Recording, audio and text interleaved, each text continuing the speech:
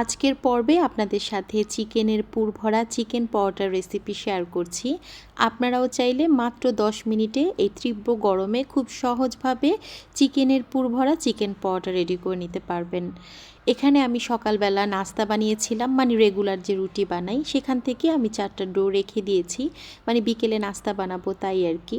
তো এই ডোগুলোকে নিয়ে আমি রুটি বেলে নিচ্ছি, তবে এই রুটিগুলো খুব পাতলা পাতলা করে বেলে নেব। বেশি ভারী হলে কিন্তু চিকেন পরোটা খেতে ভালো লাগবে না। আবার অনেকেই ভারী পরোটা খেতে পছন্দ করে, তারা একটু মোটা করে করে নিতে পারেন। আবার আপনারা চাইলে ফ্রোজেন পরোটা দিয়েও করতে পারেন, ওটা দিয়ে খেতেও কিন্তু বেশ ভালো লাগবে। তো এই তো এখানে আমি কিছু চিকেনের পুর রেডি করে রেখেছিলাম। এভাবে করে চিকেনের পুর রেডি করে রাখলে যে কোনো নাস্তা বানানো একদম ইজি হয়ে যায়। আর এই রেসিপিটাও কিন্তু আমার চ্যানেলে আপলোড দেওয়া আছে, আপনারা চাইলে দেখে নিতে পারবেন। ঠিক এভাবে রেডি করে রাখলে 10 মিনিটেই কিন্তু বিকেলের নাস্তা বা যে কোনো গেস্ট আসলে কিন্তু যে কোনো নাস্তা রেডি করে দেওয়া যায়।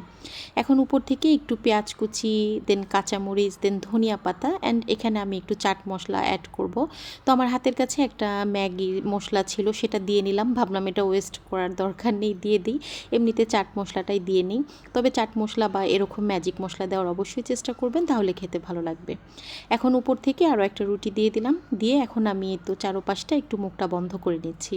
আচ্ছা, আপনারা কিন্তু এই পর্যায়ে এটাকে হালকা করে ছেঁকে ফ্রোজেন করে রেখে দিতে পারবেন একটা বক্সে পলি দিয়ে, তাহলে কিন্তু যে কোনো সময় আপনারা এটা ভেজে নিতে পারবেন। আর সেম এই পুর দিয়ে সাথে একটা ডিম ফেটিয়ে দিলে কিন্তু আপনারা মোগলাইও রেডি করে নিতে পারবেন, চিকেন মোগলাই। তো দুই পাশ থেকে হালকা করে একটু ছেঁকে নিলাম, তারপর তেল দিয়ে পরিমাণ মতো এটাকে ভেজে নিচ্ছি।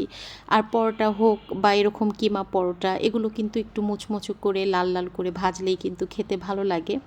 তো আর এগুলো গরম গরম খেতেও ভালো লাগে, ভেজে রেখে দিলে কিন্তু খেতে ভালো লাগে না ঠান্ডা হয়ে গেলে। তো আমি খাওয়ার আগেই ভেজে নিয়েছি, এখন এটাকে ডিশ আউট করে নিচ্ছি।